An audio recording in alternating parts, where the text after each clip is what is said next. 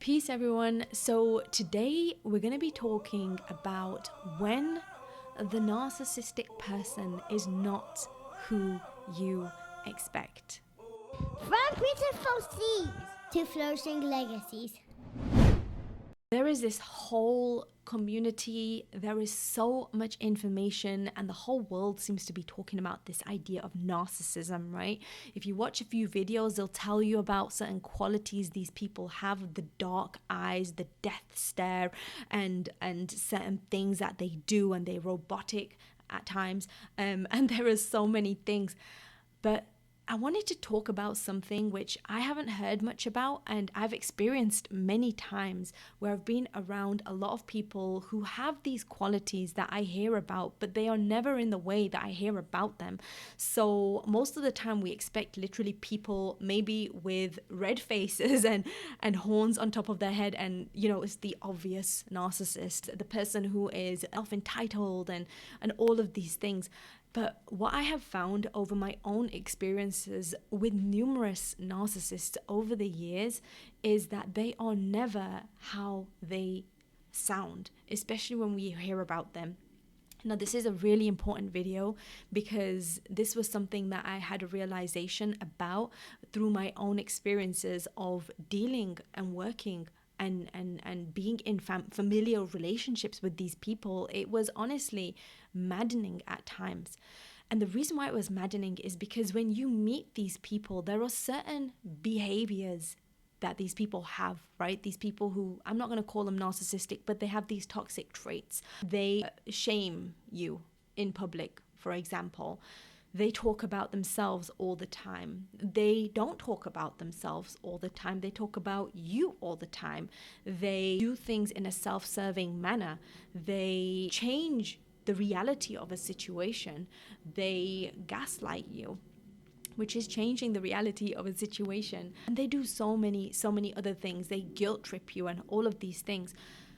But then the one thing which is the most confusing is that they are so human, right? These people who are sitting in front of you, who you have read and learned so much about, they are sitting in front of you, and what you see is this, not this like black and white paper cut version of a person.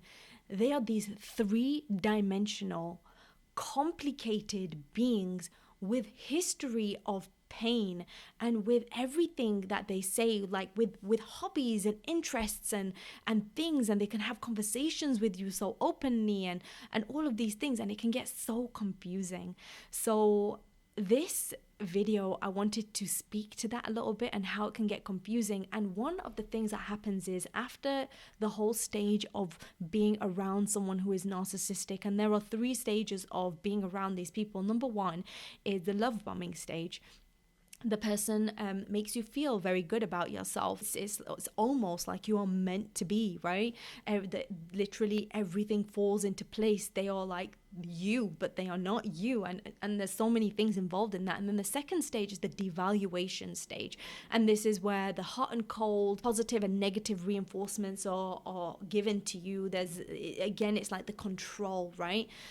They begin to give you less and less of what you became attached to in the love bombing stage. And then finally is the discard stage. And this can be a discard of them to you, saying bye. It could be aggressive or not aggressive, but you guys part ways in some way. You could be the one who discards the person. So anyway, those are the 3 stages, and you can find out so much information out there. But what isn't spoken about as much, and what I found in my own experiences when working and communicating and living around people who are narcissistic, is the stage after. And this is the stage where you become almost obsessed about learning what happened to you. This person was so deep. And I'm not talking about deep in the way that there's like good deep. It's just they were human, they're complex, they have so many nuances to them, right? There's just enough there that happens that creates confusion within you. Is this person a narcissist? Is this person not a narcissist? And you begin to try and understand them. And at first it makes sense. And then time goes, and then you get confused, and then you have these memories of all the good stuff that happened, and maybe they weren't a narcissist, they did so much good and they did all of this, and then you think, no, they were a narcissist, and then this obsession happens. And this is something that I didn't hear much about, and something that I experienced when I was around someone a while back. And what happened was I began to try to understand this person. I began to try and categorize them. And I realized, actually learning from other people who had been around people who were like this, or people who are toxic, that they went through the same pattern. And it was actually a very natural pattern. And that was my mind trying to understand and grasp a concept that I was unfamiliar with, because it was so out of my way of thinking that it didn't make sense to me that a person could be like this. And then what happened was there was a stuckness, right? So you go through the obsession, you try and understand this person, you're trying to understand how this could have happened to you, and then there's this stuckness that you can't move forward. And this is the stage, like I said, that people don't talk about after you've been in either an abusive relationship or you've been around someone who is very toxic. And what happens is you begin to see all of the symptoms of everything they do. And I don't know if you've researched this, but there's a lot of videos out there like the 4 signs of a covert narcissist. Watch out for this. And then there's other videos which talk about they are definitely a narcissist if they do this one thing. And then there's other videos, and there's so many like defining factors. But then as you begin to research deeper and deeper, and I began to research deeper and deeper, I was like, wait a minute, these symptoms are also like this, and this symptom is like this, and does it mean they have BPD? Does it mean they're bipolar? Does this mean they're avoidant? Does this mean it's this other thing? Is this? And it began to make me stuck, and it makes you stuck because you are stuck in this attempt to understand this 3D individual who doesn't fit the cookie cutter definition of what narcissism is. In fact, they fit many definitions, and then you stop moving on with your life because you're not giving yourself a chance to grieve. You're not giving yourself a chance to move on. You're not giving yourself a chance to accept yourself, and then you begin to lose interest in certain things, and then they've won all over again. And it is a game of win and lose with these people. And the greatest way that you can grow and you can move on and really, really push that narcissist away from you truly and be the best version of yourself is to be the best version of yourself and be even better, right? So that's how you deal with overcoming the narcissist, because the one thing that they want to see from you, or the toxic person, right, is you to keep being in that state that they trained you to be in that state of confusion, in that state of obsession with them, giving your energy to them. Because after a certain amount of time, the information that you're gaining is taking up space for things that you could be growing in, and it keeps you stuck, and it keeps you stuck, and it keeps you stuck. And there's a time that we are stuck, and there's a time that we have to grow and move on from being stuck and move on from that process. So now, I don't want to invalidate the idea that there are narcissists out there. And instead of trying to define a person being anything according to the DSM-5, right, is to understand that people are complicated. They don't always fit a definition that comes in a manual.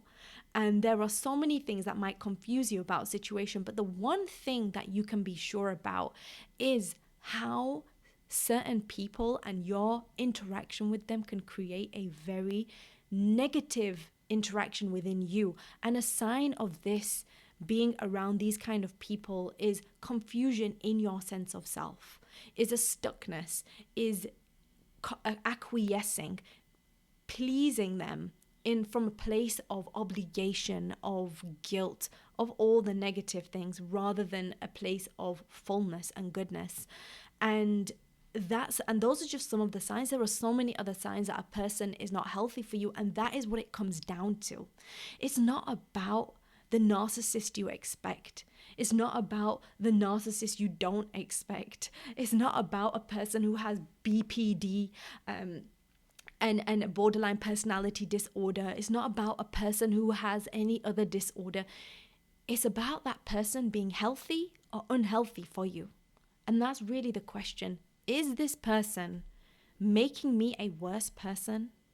And is this person that making me the worst version of myself and stopping me from growing? And if the answer is yes, then it's time to set a boundary with that person. And if you're confused about whether that person is toxic or not toxic, or if it's you, then their reaction to the boundary that you set will be enough news and confirmation for you whether you can trust that person or not. So there you have it. So the question is not defining or categorizing or obsessing over these people. And there is a time we have to do that, because it's important to know what has happened to us. It's important to know how to heal from the way a person has treated us.